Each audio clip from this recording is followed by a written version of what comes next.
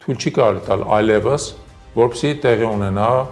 մեր ժողովրդի, մեր քաղաքացիների ձայների փոշիացում, որտեղ ընտրական շեմը բարձր է։ Հիմա 5-ից դառել է 4%, թեև դաշինքների համար իրականում բարձրացել է 7-ից դարձել է 8%։ Պետք է մասնակցել խոշոր դաշինքներով, այնպես որ ամեն խոշոր ընտրական սեգմենտ ըստ էության ունենա մեկ ակնհայտ ընտրություն։ Մեկ ակնհայտ ընտրություն, չենք ասում միայն մեկ ընտրություն, մեկից ավել կարող է լինի, բայց մեկը պետք է լինի շատ ծանրակշիռ ընտրություն։ Այսինքն մարդիկ պետք է հասկանան, որ սա է ուժի կենտրոնը։ Այստեղ է կենտրոնացած հիմնական, այսպես ասած, քաղաքական ներուժը, ուժային ներուժը եւ այլն, եւ իրանց համար ընտրությունը ավելի հեշտ լինի կատարել։ Մենք այդ խնդիրն ենք բախվում, որովհետեւ շատ քաղաքացիների հետ խոսելուց իրենք ասում են, գիտեք, ինչ մենք ձեզ ենք համակրում,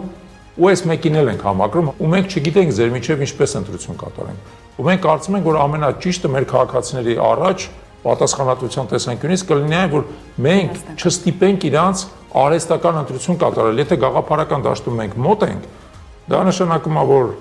կազմակերպչական իմաստով, անհատական հավաքությունների իմաստով եւ այլն մնացած տարաձայնությունները պետք է խելամիտ կերպով հաղթահարել, բերել ընդհանուր հայտարարի եւ մարդկանց տալ միասնական ընտրություն։